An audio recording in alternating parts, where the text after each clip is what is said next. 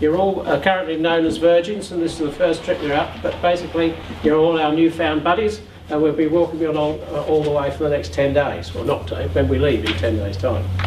The most important thing is I want to stress to you guys is what your position is, and that is the Variety is the most recognised children's charity in the world, and everybody is an ambassador for that charity. You're a role model, and that means a lot to us, to everyone in the country here, and we're an international organisation. So when you're out there, please, you are representing Variety. We have a tremendous name and we want to maintain that. And it's essential that we all act as one sort of thing in a sensible fashion.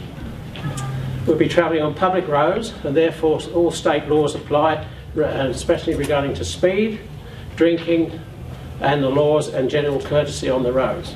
I stress this particularly if we have to pass any roadworks.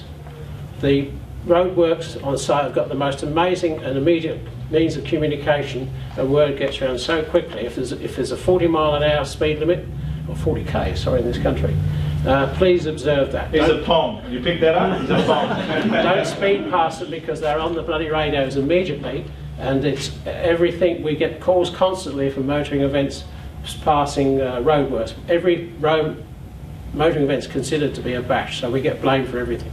So we want your respect. Please keep it down on passing those. Stuart's also on his surveys spoken to all the local police in the various areas we're going to, so they're aware we're coming. Most of them are very friendly and very happy. They know what we're doing, but at the same time there's one or two people that really want to maintain law and order and might well be having speed traps along the way, so just be conscious of that. We're visiting lots of schools. Every day we'll be at schools, and I can't stress more, there's no smoking whatsoever or drinking on school premises, even if the principal is. We've had that a few times. He's out there on the barbecue with a can of Jim Beam and Coke and a cigarette, but please, our guys, no smoking or drinking on school premises. And when we're on school, I'd stress as well that you should come to the presentation, especially at breakfast time. Stuart will be making every day a presentation to the school or a local family or community. Come along and see where your money's going. It's well worth it. And other bashers also donating their stuff with making those presentations then. Over the next 10 days you'll be travelling with friends, relatives and mates that you meet 1, 2, maybe 3 times a week. But you best head off. Remember, the bash is 24 hours a day for 10 days. That puts a real strain on relationships. Driving, eating, sleeping, washing, abluting, and frictions do arise. We call it cabin fever. If you do have a situation like that, don't let it get out of hand. Talk to Stuart, myself or Brian, and we'll try and help wherever we can. We've had a few people tossed out the side of the road, left us and we picked them up as we come along. So don't let it get that far, please. And don't be too friendly picking them up. If they've upset somebody, they'll probably upset you too. We have a thing every day called the Mug of the Day. So people will be watching what you're doing, and if you do something really stupid, they'll tell Stuart about it. Equally, if you see someone doing really stupid, please tell Stuart about it. So it's a fun sort of thing we do in the evenings over dinner. 2 magic or essential rules for you guys. Never leave your keys in a car, because that's a great Mug of the Day joke, to pinch someone's keys and you have to buy them back for $50. Equally, if you leave your car, lock it, because you don't want to come back and find it full of balloons or polystyrene or all sorts of jolly things that other bashers think is very funny to do. I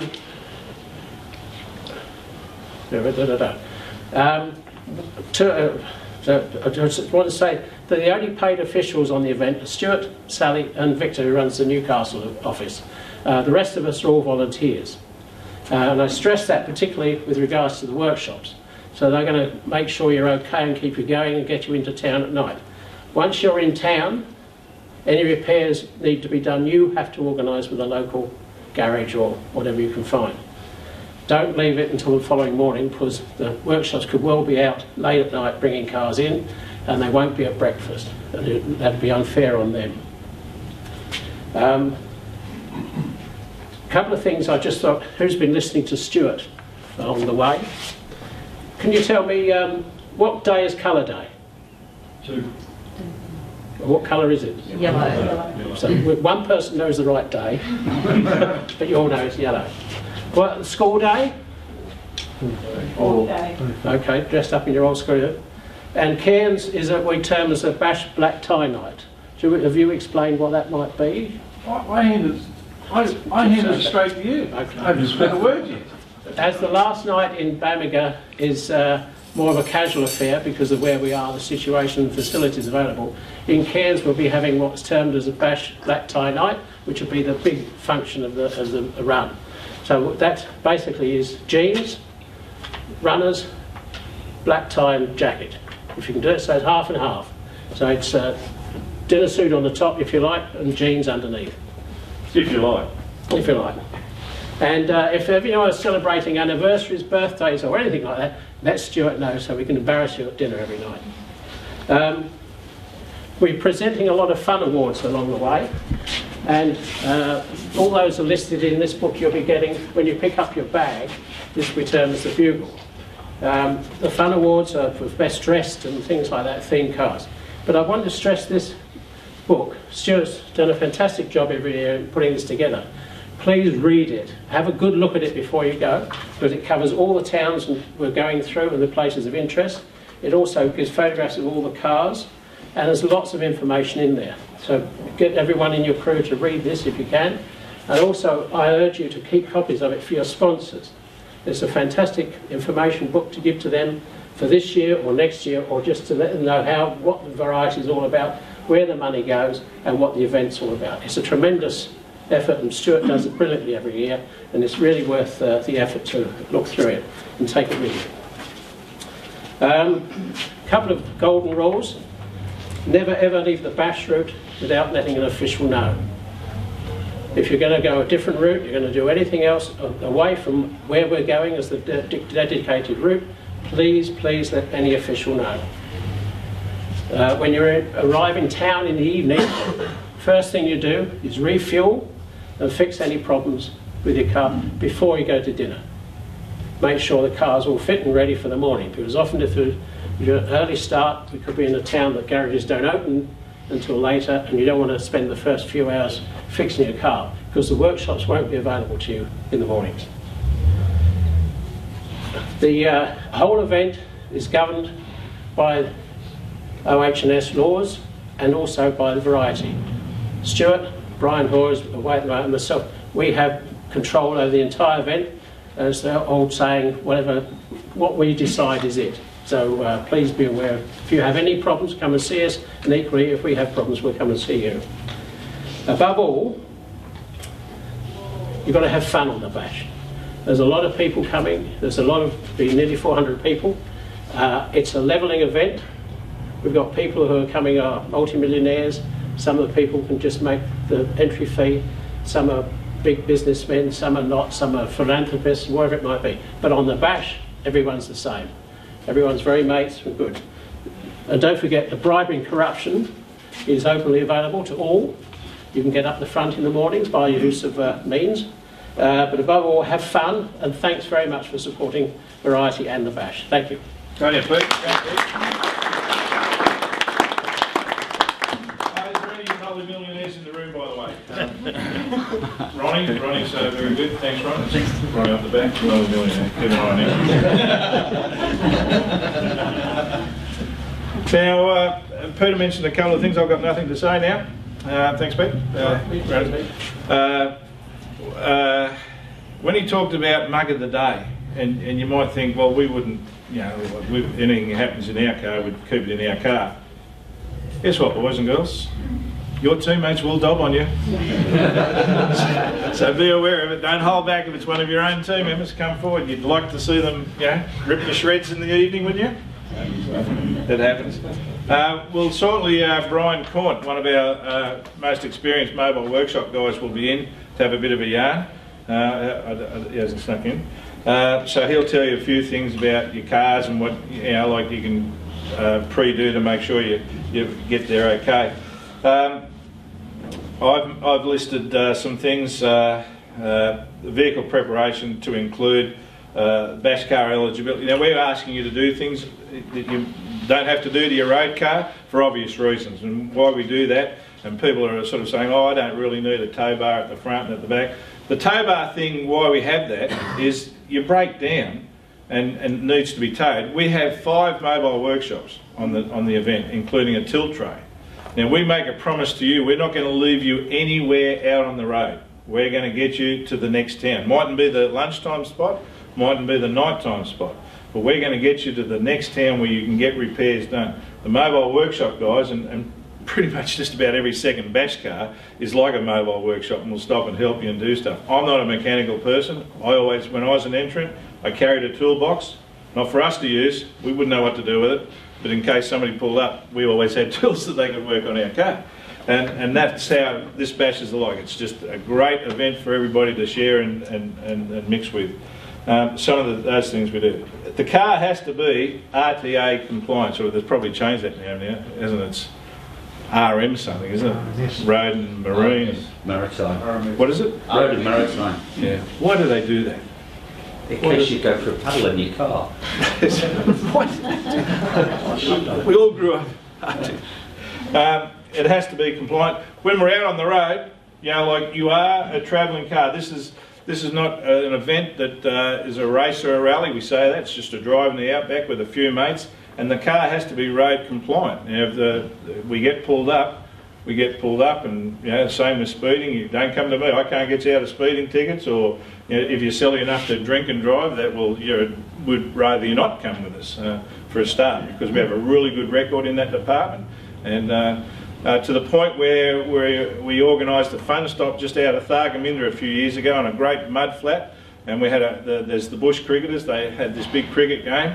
And when we left there, just when we're only 3 k's out of town, because the police, as Peter said, they know we're coming, set up a breath testing thing. And every car was stopped and breath tested. Now, they'd been to a party stop. So if it's going to happen, it's going to happen. Not one car in trouble, because everybody was sensible. You know, you have a designated driver, or you have a driving roster, and I'll talk about that later. But no drinking and driving, and if you get caught speeding, your troubles. Now, radio etiquette. Now, we've asked you to have a UHF radio in your cars. The reason for that is we're going to be in contact. You guys are going to be in contact with each other all the way through this event. It's not a social media thing to get on and talk for 20 minutes or anything. It's when we start of a morning and we go, and sometimes we might be driving 150, 200 k's on asphalt before we even get to dirt. Some days we're 2 k's out of town, we're in the dirt, so all the cars are bunched up together. Some will want to pass each other and all that sort of stuff. On the radio, the most important tool in the car.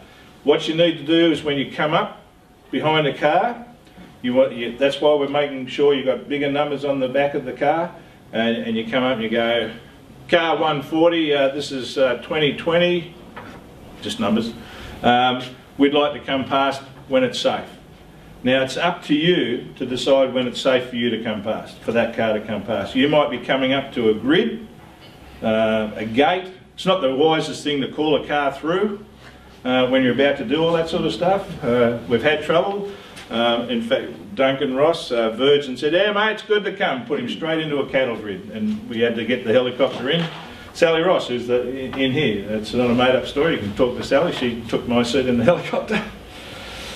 Damn it. But that's how things work. So be very careful on the radio. And so you're going along. Sometimes we're in properties. We're going on, so we've just got 2 tyre marks. Now you don't want to just be pulling over. You've got to make sure you're right. You slow down, move over, say good to come past, and away they go. All right. You might be coming up to a car and ask to go past. Might be a bit windy and might be dusty. And sometimes say for example, the wind's coming across from your left to right. Well, you don't want to pass on the right-hand side because you're going to be passing in the dust. You come up and you say, you know, 140, this is 2020, wouldn't mind coming past when it's right, and I'd like to come past on the left-hand side.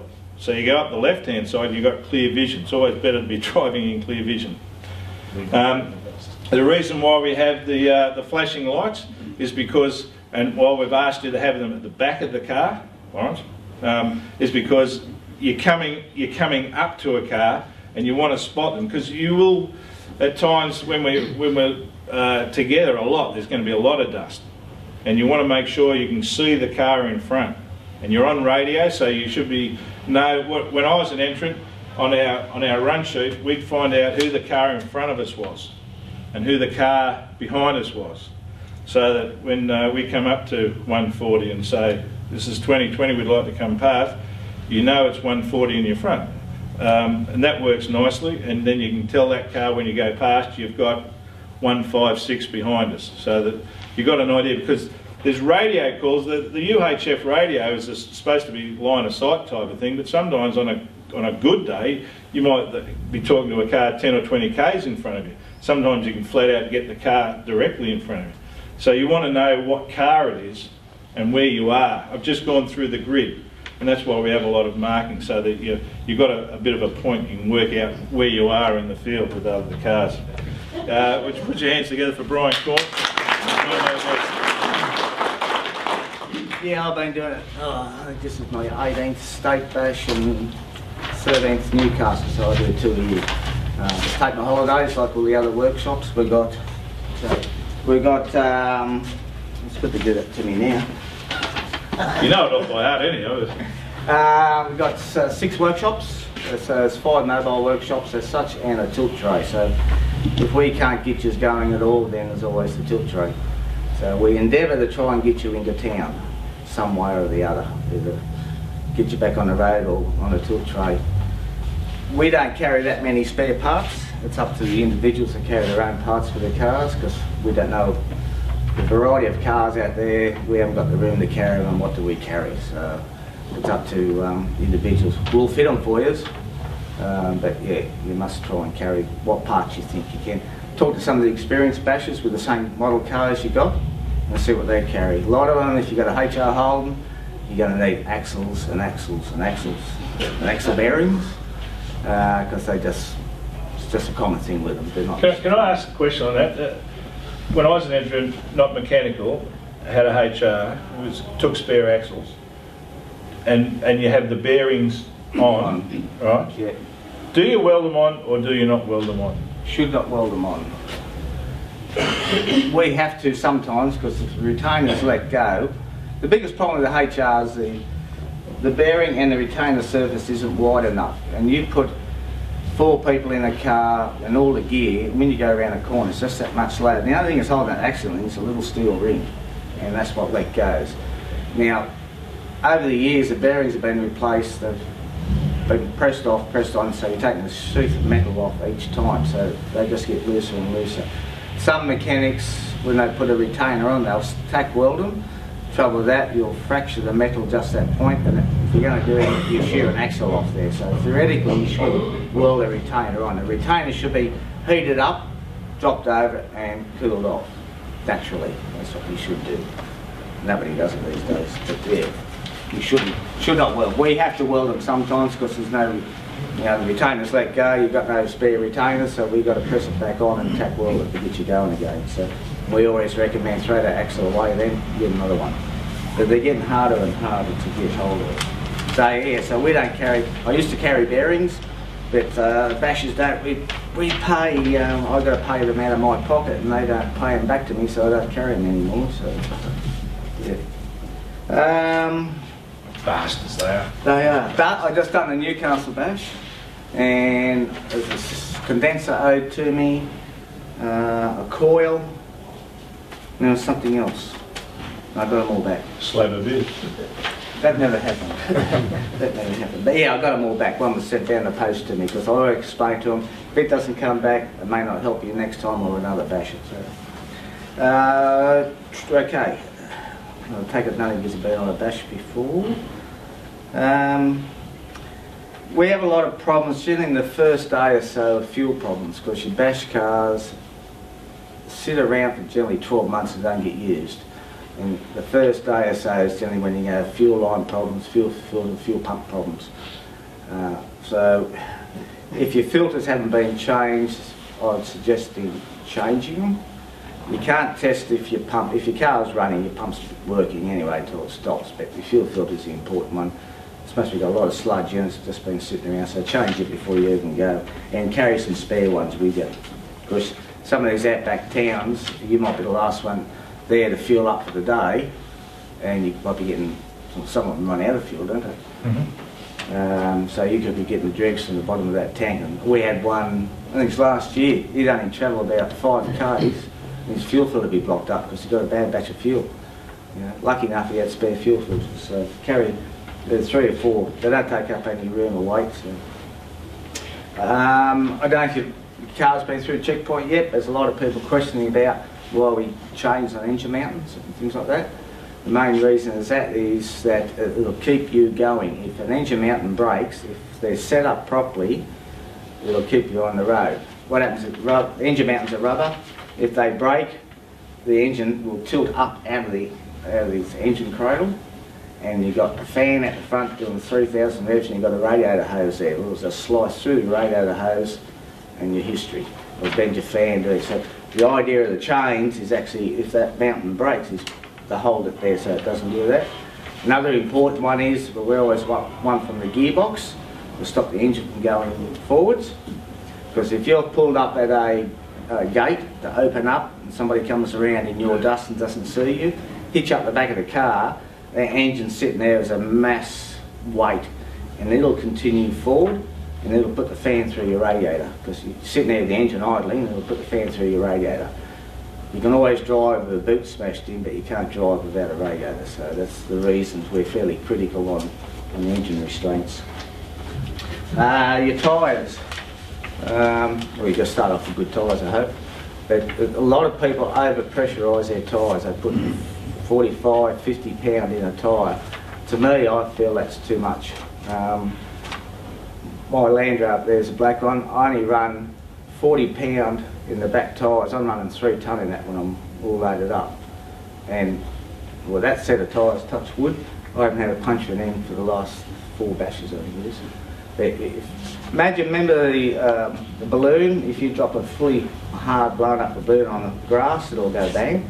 The same with tyres. If the tyres are really hard and you're hitting rocks, you'll push the rocks through the tyre. If the tyres are down a little bit, it'll run over those rocks. Your tyre pressures will gain by 3 or 4 pound at least when you test them when they're cold until you're running on the highway. So they'll come up that much. So if you've already got them on 50 pound, they're going to be 55 pound or so by the time you get going on the road.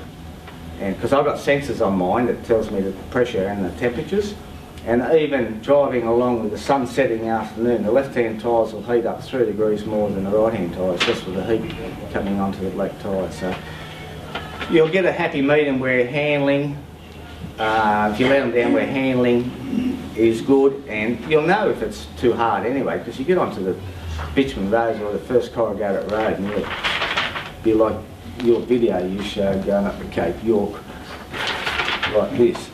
Yeah, so don't over-pressurise your tyres because you'll just keep blowing them. Apparently we could have a couple of water crossings. So take some Brattus, you all know what Brattus is, that blue plastic. They sell at all the cheap shops and that. Get enough so they'll go across the front of your car as a bra. Okay, and get with some ropes on it. So you put that over your bull bar or over the front of your car when you come up to the water crossing if it's going to be deep enough. And that'll stop the water coming in through your radiator. If the water comes through your radiator, your fan will suck that in through the radiator, but your fan, because that's a solid object as such coming through is the water, your fan will actually bend.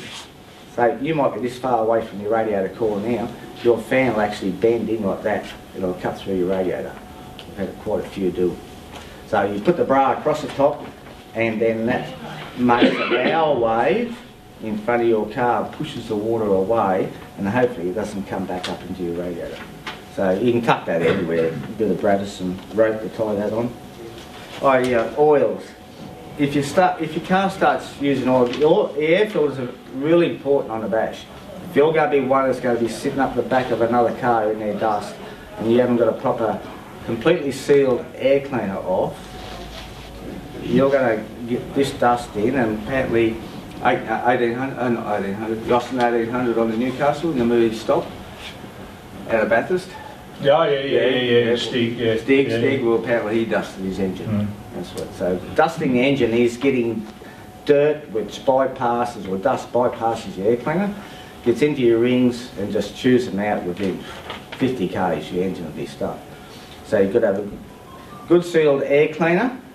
If you're going to use a paper air cleaner element, carry 4 or 5 of them at least and replace them every couple of days. Shake them out. Try not blow them out, because what you can do if you blow them out, you can actually blow a hole in that paper and you're going to get dust going. So you better just shake them out and replace them. Better than that, you're using K&N is a brand, but it's a real fine steel mesh, and you spray an oil on it and it captures the dust onto this oil, and you can just wash them out. Use the detergent, wash them out, re-oil them, use them again. They're expensive, but So's your motor. they're so's your motor, and you only buy one of them. You just go buy a service kit, which is about $20, and then to do 6-8 times, if not more. But if you get dust in that engine, you can say it's goodbye. And if you do start to notice your oil consumption start to increase, you're more than likely to have dust at your engine. Don't go and buy cheap oil just for the sake of, oh, I'm going through a gallon of oil a day. Buy a good quality, thicker oil, because there's less chance of burning it. Okay, a lot of people think, oh, it's cost me a fortune of oil, I'll just go and buy a no-name brand at $6 for 5 litres and I'll go through it like anything. If you stop or break down, it's not too bad a thing actually, because being virgins you wouldn't have met the other bashers. You'll find when you break down, nearly every basher will pull up to you and ask you, how are you going? Well, believe it or not, there's a lot of mechanics out there too, and they'll try and get your car going. If not, we'll come along. If we can't get you going, so the tilt tray come along. This could be 6 or 8 hours from the event anyway. So you get there a lot of time, late at night, and they've got their fire going to keep warm, and have a party and everything. So breaking down's not all that bad sometimes. Unless you're getting into Mount Barnett at 2:30 in the morning. Yeah, there are exceptions. Yeah.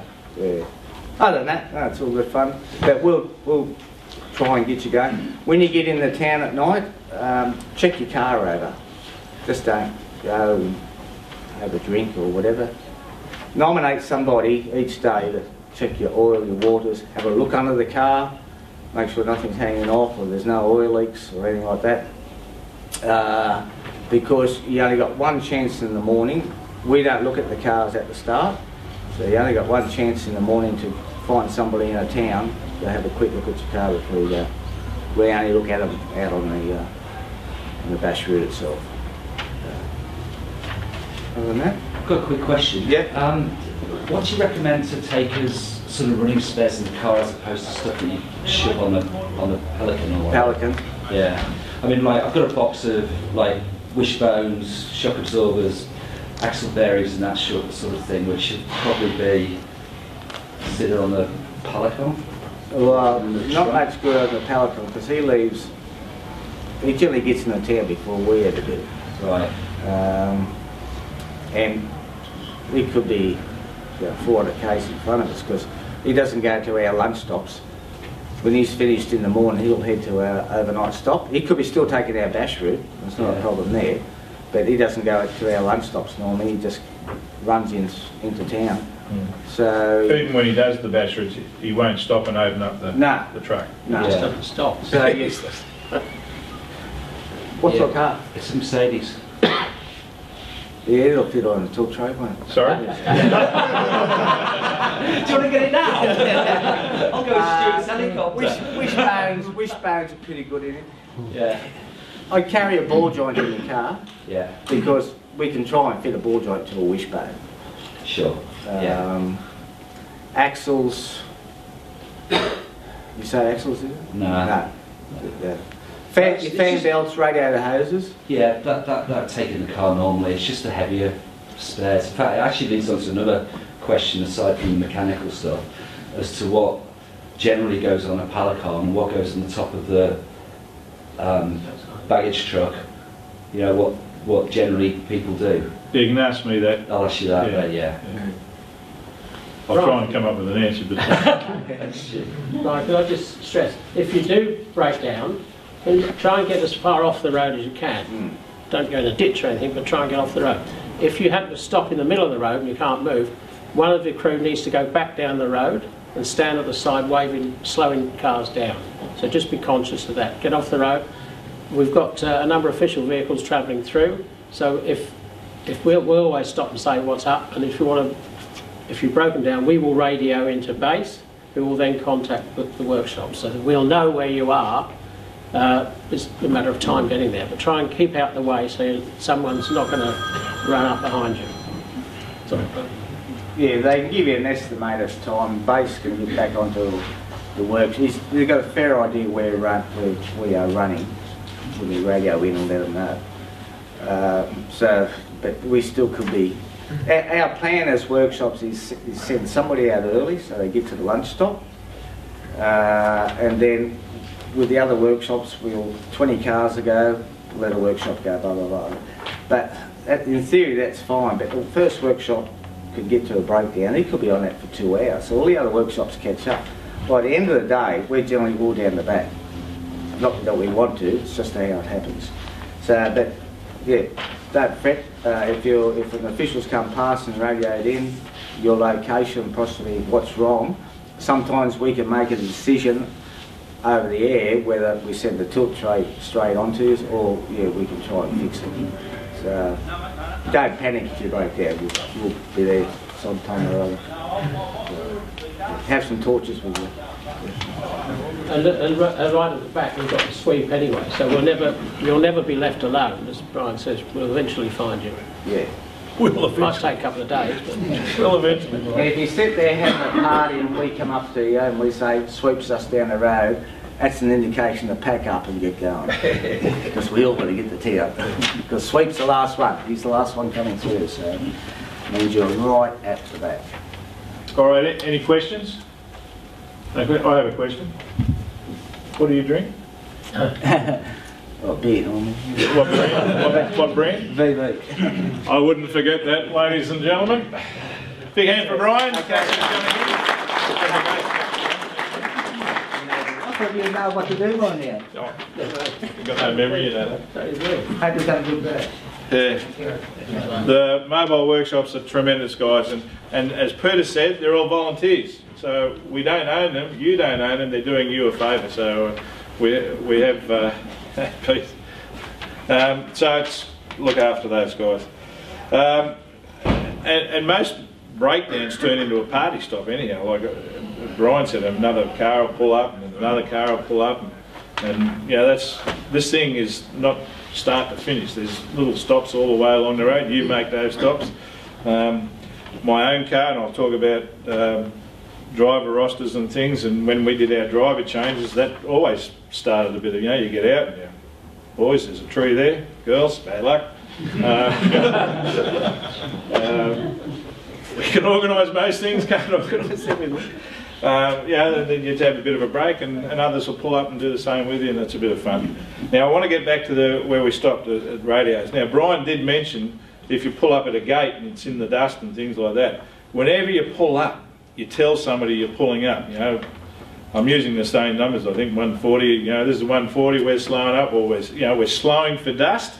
So you're telling people it's dusty in front. We're slowing up for that. That's the reason we're slowed down. Or we're pulling up at a gate, or because we have closed gates. If you come to a closed gate, you go through. You've got to open it and you've got to close it. Or if there's a bunch of you running together, the best thing I shouldn't tell you this. But try and be in the middle of a group of cars. So when you get to a gate, somebody opens it up and everybody goes through. And the first car might open it and do a runner. Wonderful people will pull up and say, come on through. And you hate that if you've just passed 6 cars and you've just let them all go back through at the gate. So some will jump in and take off and the last car has to close. But we've got a closed gate. And if you're it's a closed gate, and you're the last one in the group, and you know that this car's coming, you can't leave it open. You've got to visually see a car to be able to, take off again. They're very important. But that radio, can't say it enough, is the most important tool in the car for safety reasons. We don't want you to get on there and talk about what a great guy Stuart is for the dinner he organised last night or anything like that. Keep that. especially in those early starts of the morning when we're all together. There's too much chatter. Once you're out on the road and you're separated, go to a different channel and have a bit of a yarn. Also on the radio, we're going to ask you, as we said, sorry, I haven't mentioned this, oncoming vehicles. When you see a car coming to you and you know that 2020 is behind, you say, 2020, I've got an oncoming vehicle at the such and such mark. So once again, that thing of knowing where you are, and you don't. If you just say there's an oncoming vehicle, you've got 107 cars going, where is it? And you could be spread over 3 or 4 hours at this stage. So you need to say, I'm at the such and such mark, I've got an oncoming vehicle and it's such and such. Then we know down the road where we've got to be a bit careful. We don't have to tell the other people about an oncoming car, and we don't have to ask permission to pass you on the asphalt. We've got marked roads and we're just Joe Blow citizens. Now, I have a pet hate, this has happened and I absolutely hate it. A lot of grey nomads, mum and dad retired, got the caravan, having a great holiday, and we're on the same road and we're coming past. Now they don't know we're on radios, and I might pass that car and I've gone around the corner and it's double yellow lines, nothing coming, right? I can see clearly there's nothing coming. And you go, Joe, it's all right to come, mate, there's nothing coming. So all of a sudden you're passing a caravan or another car around a corner on double yellow lines. What do they think? They think we're all idiots. So, and that's where we get letters saying, you're idiots, we're passing on double yellow lines, blah, blah, blah. So none of that. It's all what you do properly and being sensible about it. You know what, we're all, when you get to town first, there's nothing waiting for you. There's no free beer, there's no glass of champagne, there's nothing. There is no hurry to get to town. Unless it's midnight, it's a bit, rather you not be partying that much. I have to warn you about a vehicle. I'd rather not ever go near this vehicle. It's a white Ford ranch wagon. It's car number 0. You might see it. It's always on the side of the road. It has a big sign up. It's party time. That's Jack Cannons. Jack and I started bashing the same year. He's currently working for a Variety in America. He's the international CEO, but he'll be back. He's just started that job this year, and he's whipping the world of Variety into shape. But he'll be back. He's an animal. He's been chairman of the board. He's on our motoring events committee. He does everything that's wrong about bashing. He has too good a time, and he has party stops from about. We start at 8:30. I think the first party stops about 8:35 for Jack. But if you stop at every one of his parties, you'll never get to town. So, He's a good mechanic. He's a very good mechanic, but he does have great party stops, and he makes fluffy ducks and all sorts of what's his thing? All those. He's got mixers plugged into the back of the truck. Yeah. He has 240 volt, and he has a blender, and he makes all his drinks and everything. So if you have anything special, that's all out of his own pocket, him and his team. So if you've got any resources where you've got mixed bottles, or like Scotch bourbon, any of those sort of fluffy duck, what's the stuff he likes? Midori. No. Midori, turmeric, any of that stuff. If you've got a spare bottle, take it and give it to him. And Bacardi, all that sort of stuff. Okay, I've carried that, minimised chat. As I said, if you're out in the open, go to a different channel and have a great talk amongst yourselves. Now, driving in the outback in the dusty conditions, I sort of touched on that. It is on the radio side, so I don't want to double up. It is so important. We run this event on a knife edge, if you can imagine, having these many cars, old cars, in the outback, in the dust. It's a sort of a cocktail of drama there, isn't it, really, all those things happening at once. So you've just got to be really sensible. We, as Peter said, and Brian, we kind of make the rules, and if we say, boys, girls, this event's not for you, you should be somewhere else, we'll send you home on the event. We've done it before, because we can't afford to lose this event. When Dick Smith started it in 1985, they raised $250,000 and gave that money to Variety, and that's where it all started. Last year, our net figure after all our expenses was $1.86 million. Now, do you think this charity can run without that money?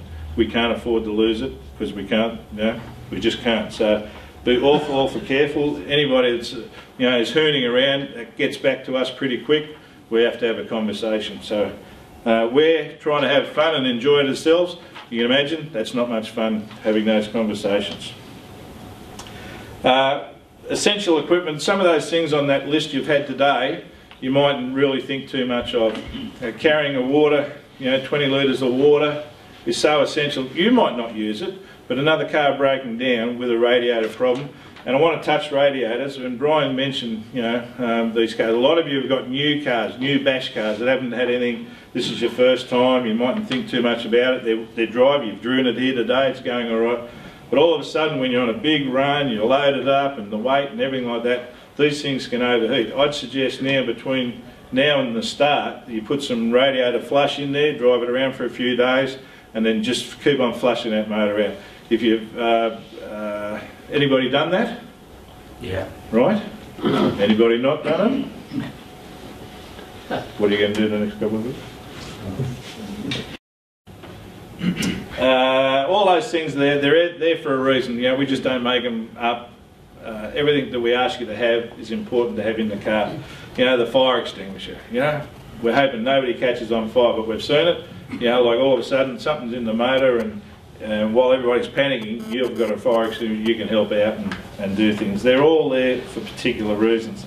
And we turned up at the start. My first start was out of Australia's Wonderland, and my two guys at the time, or three guys for the first year, we're there, we just wrapped. We know that we're going to have a good time. We'd been to the start the year before, saw coloured cars and dressed up cars, fantastic, we loved that.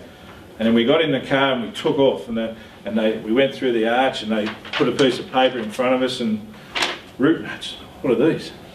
So it was all a different language to us. None of us knew what SO was or TL. And we just kept on driving, ran over about 5 or 6 people before we realised that TL was turned left. So what today we do is we still give you those route notes, but up the top we tell you what all the abbreviations are. HR, what would HR be? Hard right. Hard right, exactly. So, HL would be... We're going to have a great bash. I hope you're excited about it. You're going on what I'm hoping will be one of the best ever bashes because of where we're going. And it's almost spiritual when you get up to the top. We get to Bamaga, and on the Wednesday morning we're going to drive up to the actual tip for this photo. And you get up there and you've got to do a bit of walk over a hill, and you come down the rocks, and you're right there. It doesn't go any further, and there's this water. And there's a couple of little islands just there. And then you find it sinks in that Captain Cook has sailed right through here, and you can't go any further. This is the tip of Australia, and it's a really special moment. I think our photo up there is going to be unbelievable, a real keepsake. So I think you're going on what I hope will be one of the best ever bashes. Now, what did I get lost there, George? Where was I up to before? Route notes. Yes, they'll come in handy. Anyhow, thanks. So that's all. It starts off there, it's in kilometres, and it's also in miles. So there's 2 columns, there's actually 4. There's a cumulative column, and then there's the one that tells you, like it might be 0.5 of a kilometre, you'll be turning right. And these things, then have a line that says straight on, or SO, straight on, and we always try and put something there to give you an idea. So there'll be a marker there. There'll be, like straight on a grid. It might be a rough grid. It might say launcher. Any idea what you would do if you read something like that? Slow down, because a launcher means you're going to take off. And we know that because we've hit it fast on the surveys and taken off. So that's why we put those notes. You'll see notes that'll say a C or a caution or triple C caution. A C caution means slow up, and we tell you what's there. It might be a washaway or something. If it's a triple C, what would you do? Slow right down, yeah, like it's all gradient, and we tell you what's there. And like really, when we've come up and the mobile workshops on the side of the road, and they're like re-welding the front end of somebody's car and trying to pull the radiator out of the motor, and you go, what happened here? Oh, I didn't slow down enough. Like that. We put those things there for you. So really, we can't take any blame. And there's sometimes we say, there's that much in front of us, it's just drive to the conditions. There's too many, on certain sections. And we tell you every time there's a causeway, some are deep causeways, the concrete ones or asphalt based one. There's washerways. I mean, some of these are also flat, but the causeways will tell you all the time. Sometimes you'll go over the top and say, why did they mention that? Because we don't want to get into trouble for missing one, you see. So they're all there for a reason, and the cautions, please take note of those. We don't want Brian and the guys working on everybody's cars. You'll come to checkpoints. Well, there's a checkpoint at the start, and some people say I've spelled it wrong. I didn't spell it wrong because it spells check. We're always happy to take money along the way. So it's a checkpoint. They're good points to put in checks. That's why we call them checkpoints. So we all clear on that? And if I was getting checks at this time, you're still getting some sponsorship checks, I'd start to keep those. Don't bother bringing them to the office. And you use them for a bribe. As Pete was saying, you can do certain things to us for money. We are cheap. Right? You might want to start. You might have a big check, you know, a lazy 100,000 check or something. And you've all got a few of those, haven't you? Yeah. You might sort of not like to start at the back every day. That's just how it happens from time to time. You might want to start to the front. Well, you come to the officials and say, look, you know, I've got $5 grand here. I'd like to be the first car out of town. That'll work. Other things will, you know, after a few days, you might get to think, my good mate in that other car, I don't want him to be my good mate anymore. So you come up and say to the start official, look, here's a few grand or whatever. I want to hold up car whatever. Keep him, you know, keep him to last. And we take the money. Now, if he gives you, if they pay us $5 grand for that, and you're the third car in line and all excited, and we say you can't go, you're going to have to pull over, somebody's paid $5 grand. You give us 10 grand, right? That negates the 5. See how things work? So things like that will help you out, and that's why you should keep your checks. You can't use checks to buy rides in helicopters or planes or anything like that. There'll always be cash items, and we'll let you know when you can do that. And auctions, you can't use sponsors' checks and things for auctions that we might have along the way. All that is real money and cash. When you're coming up to a checkpoint, because funny enough, they're on your route notes, that there's a checkpoint, the lunchtime checkpoint, the evening checkpoint. Sometimes they're in the dust, they're in the dirt. Now we really don't want you to come up full bore, skid into the checkpoint. What happens on the dirt? Dust. You know, you're sitting there, Pete and I do it on the Newcastle Bash, we'll be a checkpoint somewhere, and it's just not that funny, is it, Pete, getting dusted all over. So when you see the checkpoint, it's up ahead of you, just slow down, come in nice and easy. And you have to stop. You can't go, oh, there's the checkpoint he's written in his notes, you know? You have to stop at a checkpoint. If we've got something anywhere on the road, you need to stop at that point.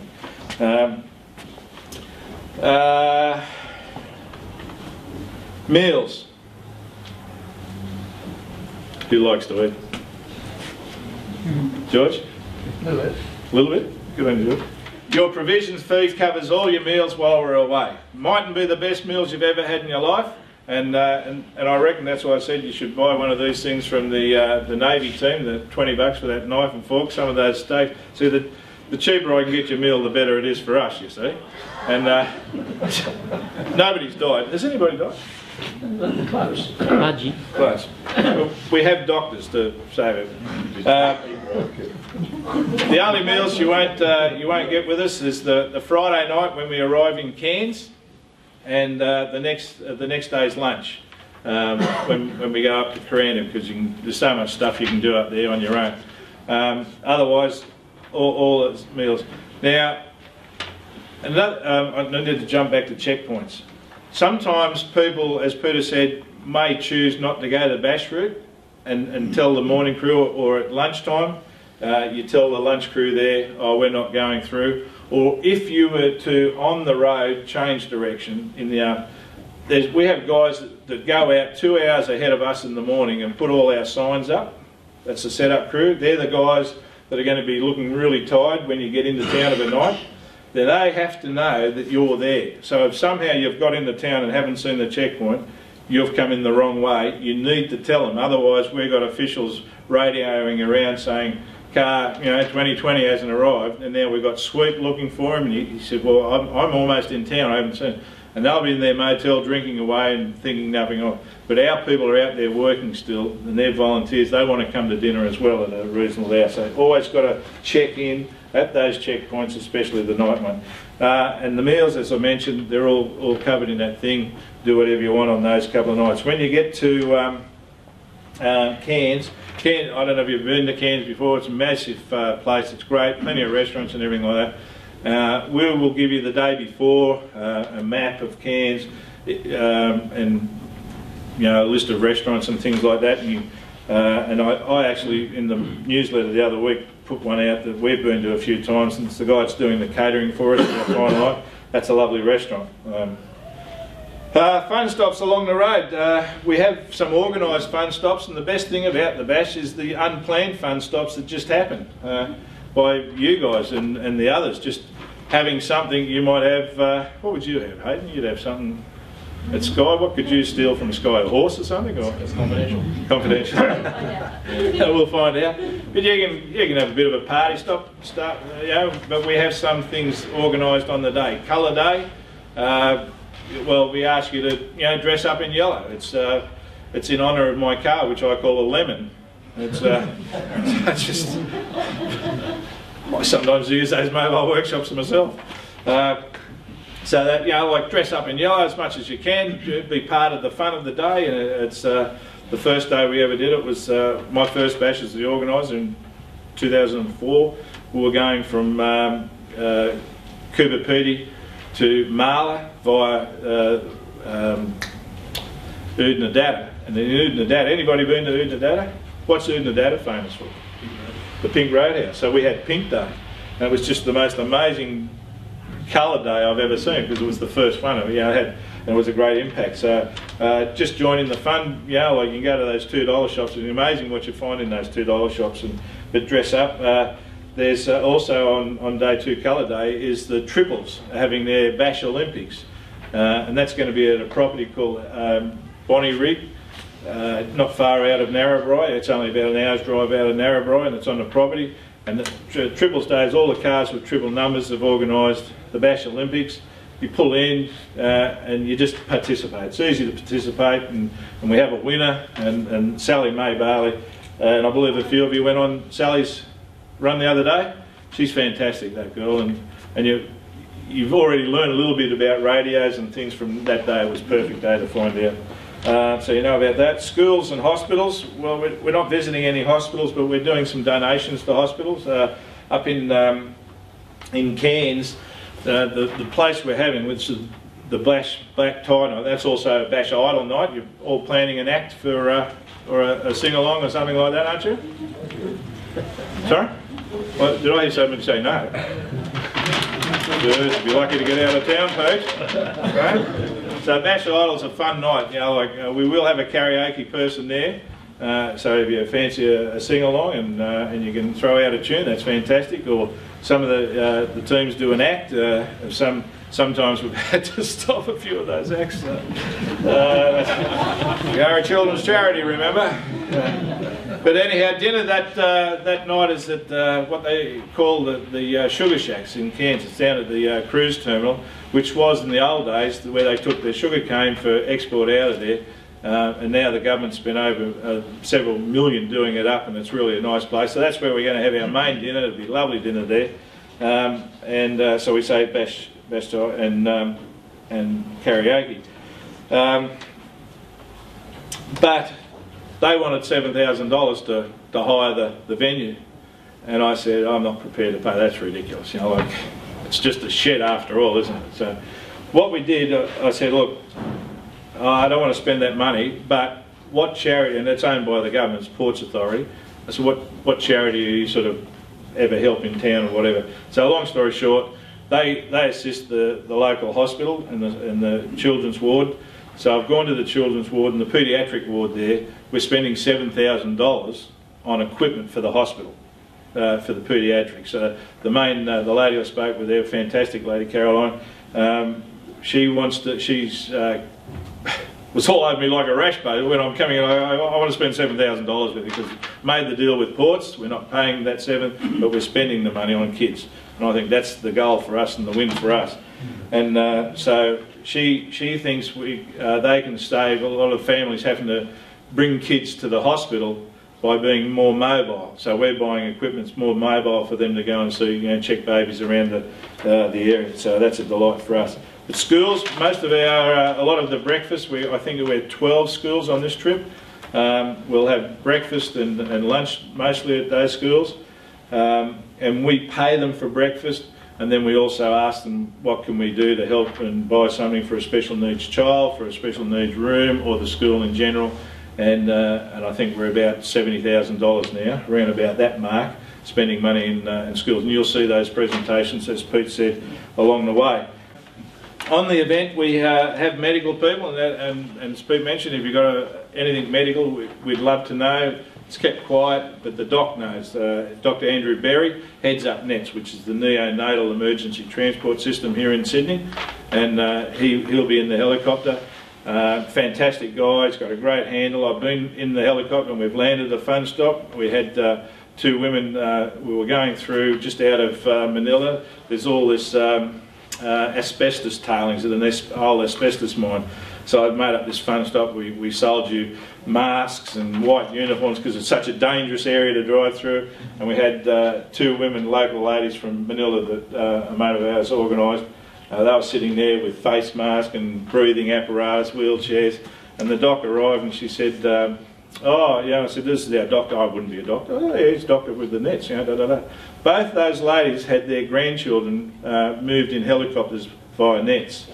One was tripped, one had lost it. And before we left there, we're all hugging, crying and everything like that. And all of a sudden these women who thought they were doing something dumb out there with this, all of a sudden had a really appreciation of what we were doing. And they had actually affected by NETS. So the doc is special. He went to the helicopter, by the way. Got he said, I remember that case, and got his laptop out and had all the details, and it was just quite amazing. He's an amazing guy. We also have the Air Force provide 2 guys in a mobile workshop. They also have an official vehicle with a paramedic in it. She'll be along. I haven't met the lady yet, but they have somebody different every year.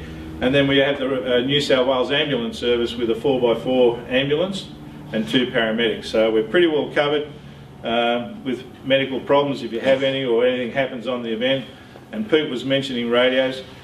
We have the official radios have a HF, and on my vehicle, the Lemon back there, you can see this big black box, and what's all that about? Well, that's a HF aerial, and we have we'll have two fixed bases and a moving base this year, and that is it'll be 500 or 600 miles away kilometres away from where we are, but we can talk backwards and forwards to them.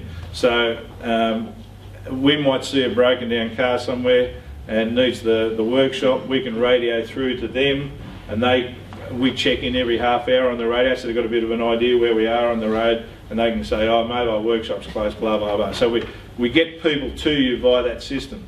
And they're heroes, these people. They're unsung heroes because we don't see them, and you won't see them on the road, but they're hidden out there doing this job for us, and it's a very important job.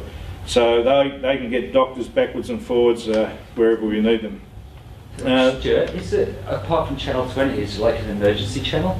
No, for us, for you guys, you just stay on Channel 20, right?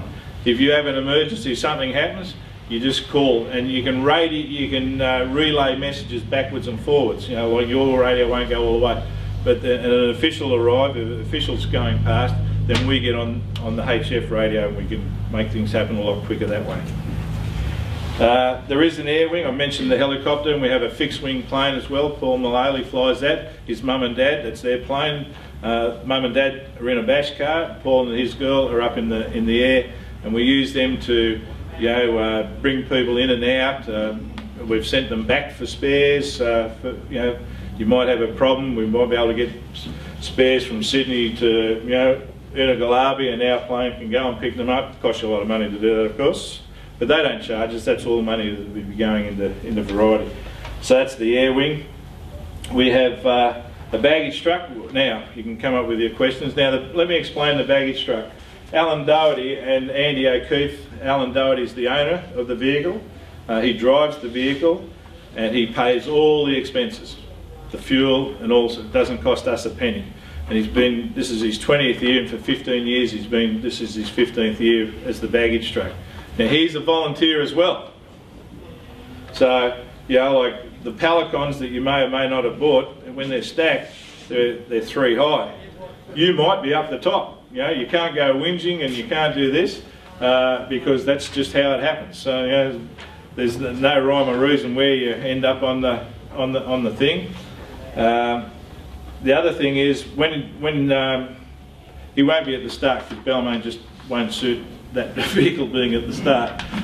Mike and Chris, as you know, it's a bit of a tight area down there. So you won't see him to the first night. On the route notes of a morning, you will get on that note, it'll tell you where the officials' motel is, it'll tell you where dinner is, and tell you where the baggage truck is. There'll be a map, a pretty ordinary map, because I can only photocopy off, you know, what I get off the net. But it'll have arrows pointing to where everything is. That's where the baggage truck is. Everybody on radios will hate you by saying, "Where's the baggage truck?" Trust me, you'll hear it. It's very annoying because you've got it all written in front of you, sort of thing. So keep an eye on for that. Now, the baggage truck, if you haven't bought a Pelicon, well, unfortunately you've missed out. They were up for grabs very early in the piece. We will carry your spare wheels. You should have 2 spare wheels. Trust me, you need 2 spare wheels just to be on the safe side. I would carry one and I would put one in the truck. Now, it might be a bright fluoro coloured wheel, but when they're stacked in the truck, you can't see the wheel. And funny enough, all tyres are pretty much the same colour. What colour would that be? Right? So I would be running tape around my wheel in several places so that you can go, "Oh, that's my wheel there," if you need it. So, and we'll carry swags because they're a monster thing. You can just throw those in there. There's no guarantee of anything on the baggage truck. You know, that's a service. There's no insurance on it, if you know what I mean. And it arrives. It'll be at the place where it says on the map. It'll be in the general vicinity of about 20 miles of where I say it'll be, and it'll be open.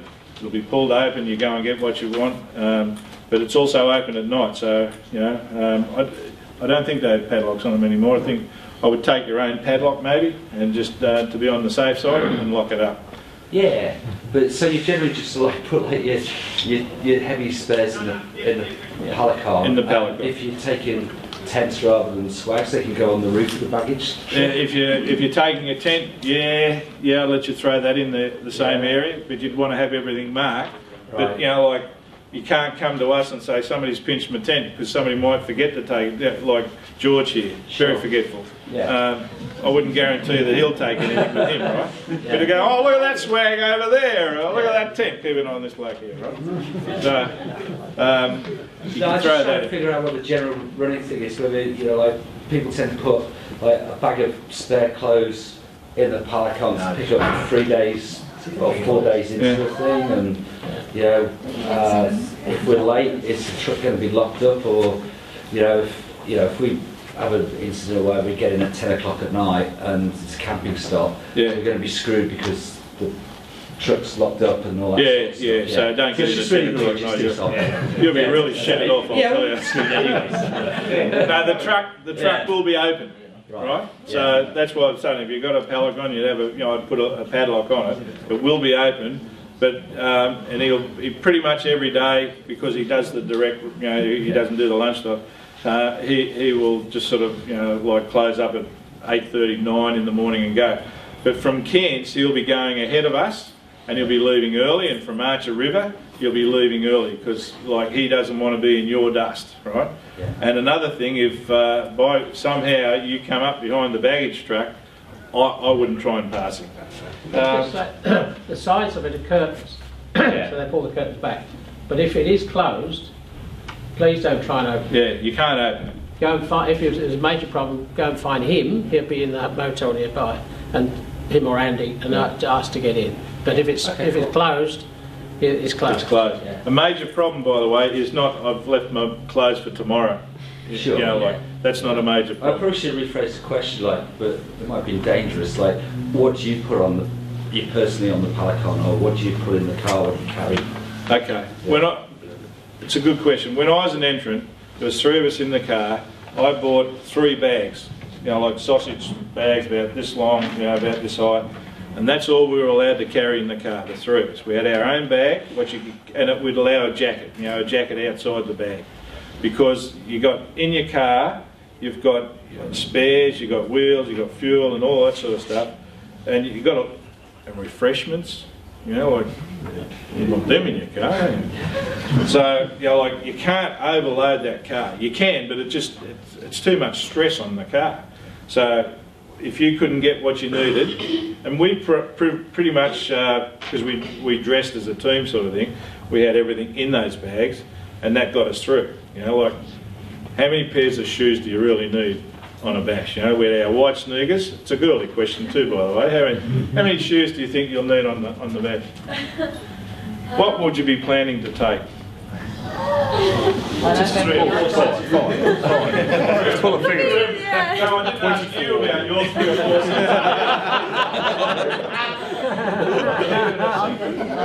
sets. Real shut.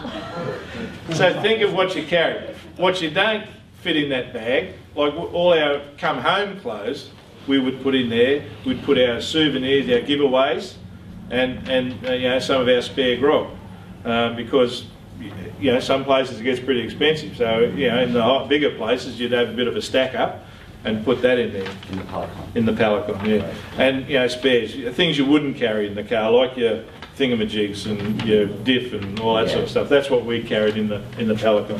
So it is a good question, but. See, in those cars, let me tell you what happens, and that's why the bag thing was a good idea. You say, okay, you're only allowed 1 bag, right? So I've got my sausage bag, and my mate or his wife comes with what bag?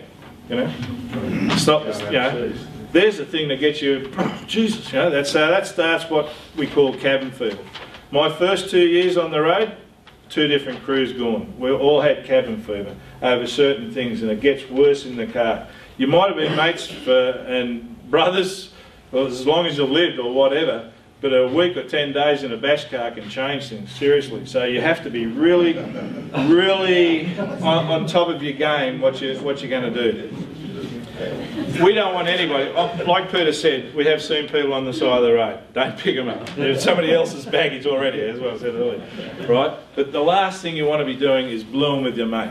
Just in the car, try not to have too much loose stuff, especially heavy stuff like a jack or things like that. Because for any instance that might happen, we had some time ago, we had a fire engine and it just rolled over a little bit on its side. The more it rolled over a little bit. That's Pommy talk for about 5 times. But there were more, not injuries, but the problems with the stuff that was floating around in the cab that got hit by a jack and the handle and a slab of beer, whatever it might be. If they were all strapped in and you don't have that loose stuff in the car, that's fine. Oh, it's not fine, but it's best. So I'm going to try and finish up on the cabin fever thing, because we want you all back next year. You are our new blood. I always say it's a big wheel, some fall off, some come on. You're the oncoming ones. We want you back there next year and for years to come.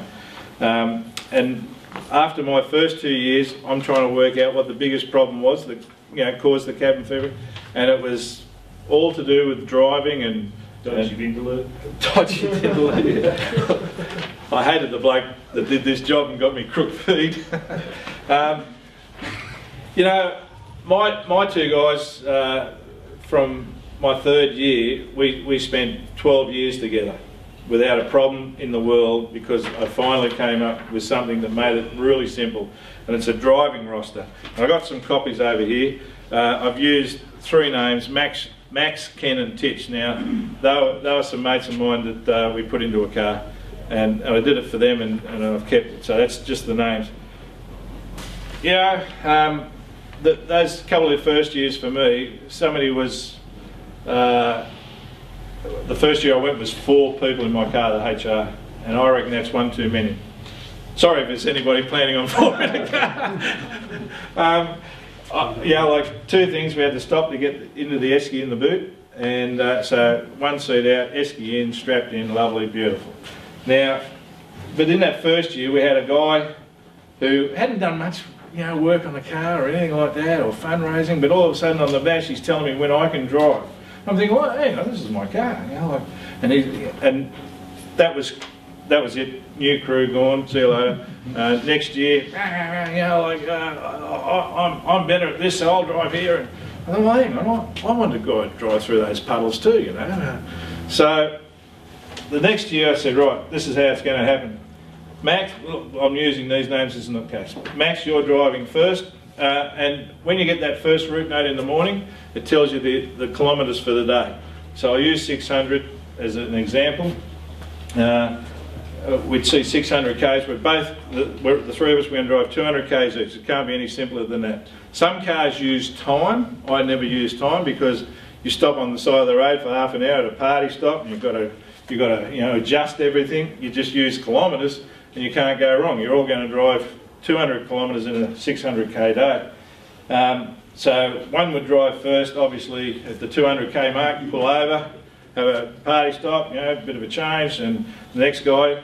And we had a rotational system, and one of my mates was a lot shorter than I, so I would follow him. So when I'd finish my drive, I would go to the back seat, and he'd go to the front, move the seat forward, leg room for me. It's a simple thing, isn't it? So work out whatever suits you best. But the next day, Max wouldn't be the first driver. So, you know, like, you know, the guy that's, you know, we're at dinner somewhere, you don't want the bloke that's going to drive first in the morning to be, you know, hitting the grog that hard that you think, Jesus, you know, that's a bit, and he's going to be driving first. So you think about all that.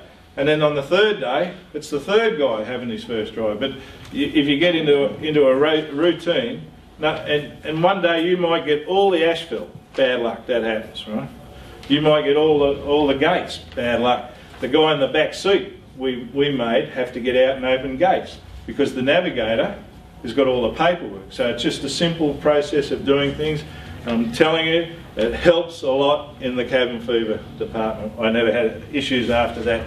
So there's copies of that over here, and if you want to take that, just insert your own names, divide the. Some say, oh look, I don't want to drive, I'll sit in the back and drink all day. Well, it was, you know, like, I want to have a drink too, so it's all about sharing the love. I think that pretty much covers everything. Driving roster, trust me, works really well, and we want you to have a good time. As I said, we want you to come back.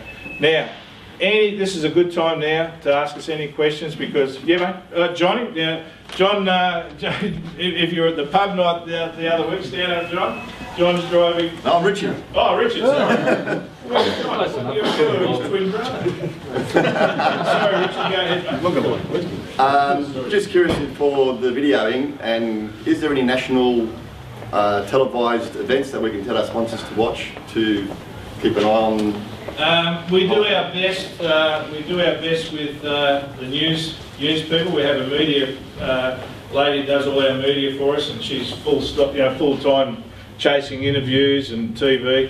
So there's a lot of regional stuff we'll be on. Hopefully, particular channels like 9, 10. No, we have no deals with it. It's almost impossible to make a deal. We did quite a few years ago, about 7 years ago now. We did something with the Today Show. It was the Today on the Variety Bash, and we did live, a lot of crosses back and stuff like that. You have to take a satellite truck, which is awfully expensive.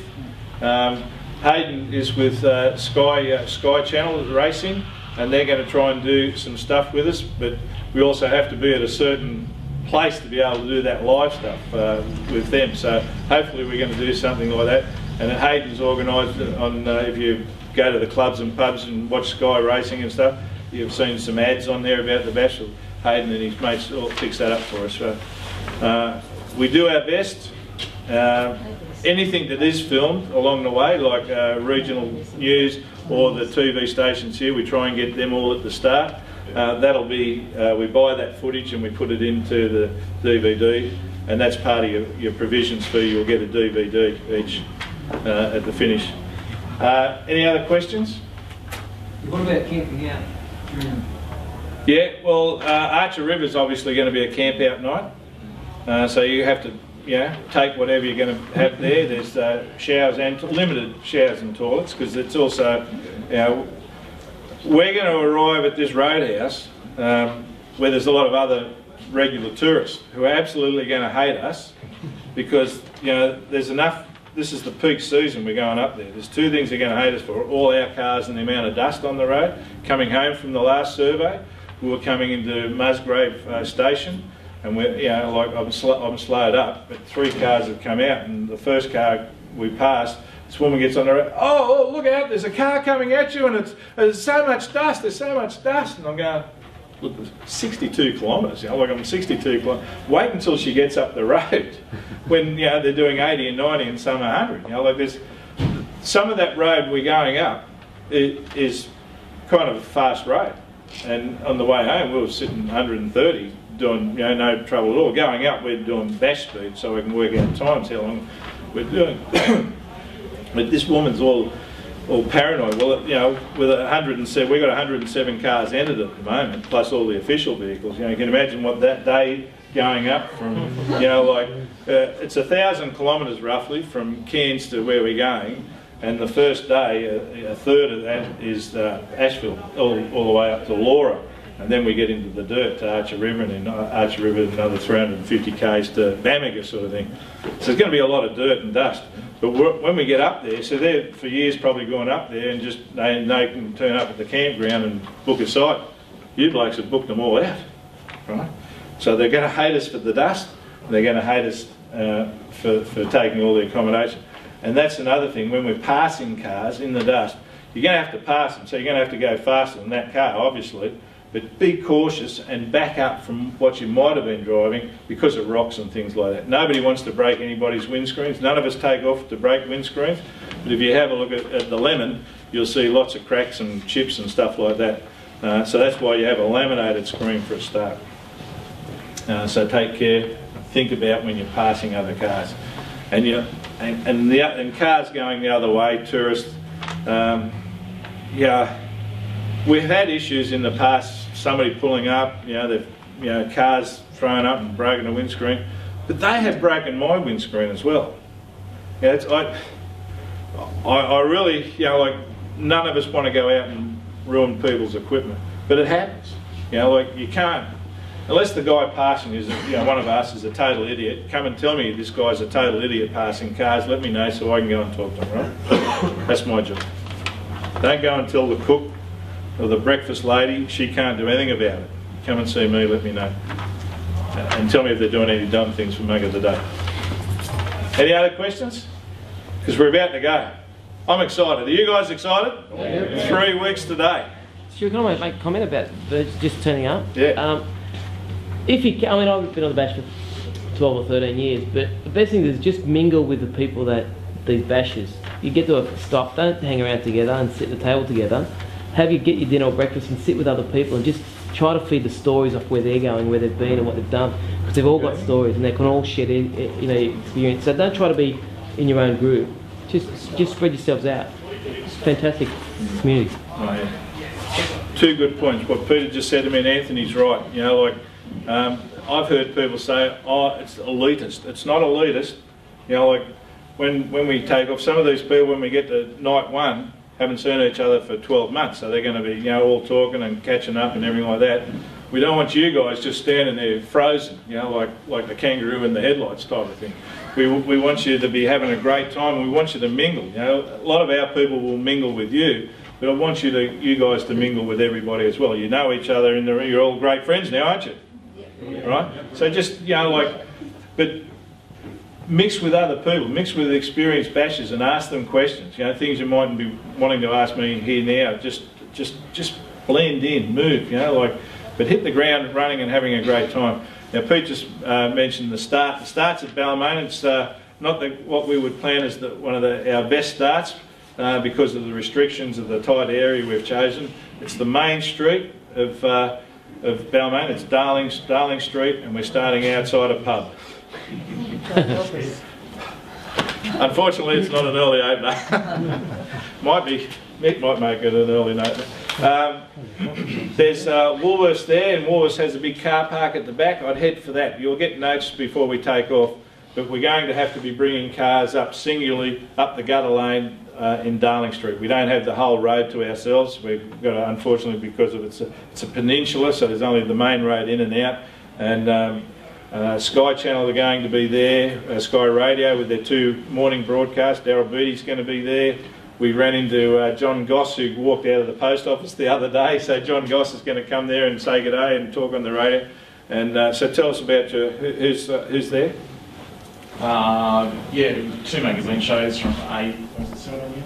to 10 a.m. Just a fishing forward drive show and a general sports show, broadcasting live. So hopefully we can create some awareness. Yeah, okay. Yeah. Now I can tell you the cars that dress up and frock up and got good themes or something, they might get a better starting spot, but I'd like to know about that in advance because being such a narrow street, we're going to have an area for we start off with the car that was the outright winner from last year, which is the St Mary's Lease Club guys. They'll be the first car away, and then it's the money cars from last year. They'll be the next lot, and then it's the dress-up cars because there will be TV crews there, but they don't want to stay there and watch 107 cars coming past to pick out which one. So we'll put all the colourful cars up front, and that's how it works at the start. So follow the notes. First cars, we don't want to really see you there before 6 o'clock. And head to the car park at Woolworths, and you'll get moved around from there. And we leave at 8:30. So another thing I would suggest is don't turn up at 8:30 because we're on the main strip. There are coffee shops open, the cafes and stuff like that. Should have a good little village theme and feeling about it. But that's about all I really want to have to say now, and I'm just excited that you're joining us and you're coming away with us on what I reckon is going to be one of the best bashes we've ever had. We're going to go across to, hopefully, Thursday Island. Unfortunately, the people we've made the arrangement with have been let down with the manufacture of their new boat. It's not ready, so they are trying to make some plans now. So Thursday Island's a bit iffy at the moment, but they are desperate to get us there because we've made this arrangement back in September. Might be a little bit like Dunkirk, all the little ships getting us away. So any final questions or otherwise? Yep. All the names of the participants in relationship to their cars, is that information provided in the bag? That's in the Bugle, Legion Bugle book. This is an older one. The Bugle will be printed this, goes to print this week. But in the book, and you'll get these before we go, there's all the cars that are entered in time for the book, right?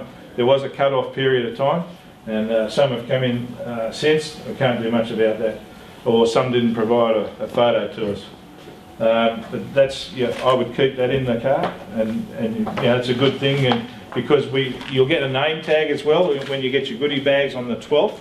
You have to come down to the office to get those, and you get your name tag. That's your meal ticket to everywhere you go. Unless you're dressed up like Batman, somebody will say, oh, he must be on the bash. But if you sort of walk in like we are today, we're just like anybody else walking around. So you'll have a name tag, and that's there for that. But it's also good to go, 161's in front. Oh, g'day Joe, Gus, how you going?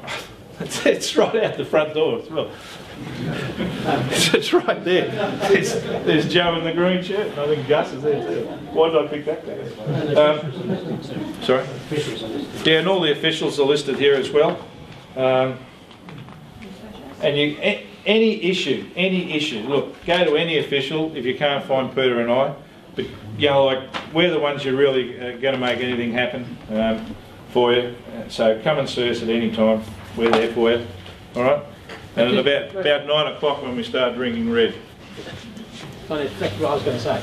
Just when you go, as Stuart said earlier, when you go through the start arch or to start every morning, that's when you get your route instructions. If you're going to go into town, have your car fixed, then come back, we won't give you route instructions until you're ready to go. And if the checkpoint's closed, you have to go blacktop to wherever. You can't get your route notes until you actually start on the bash. All right, let's go and have a good time, eh? Thank you. Thanks for joining us.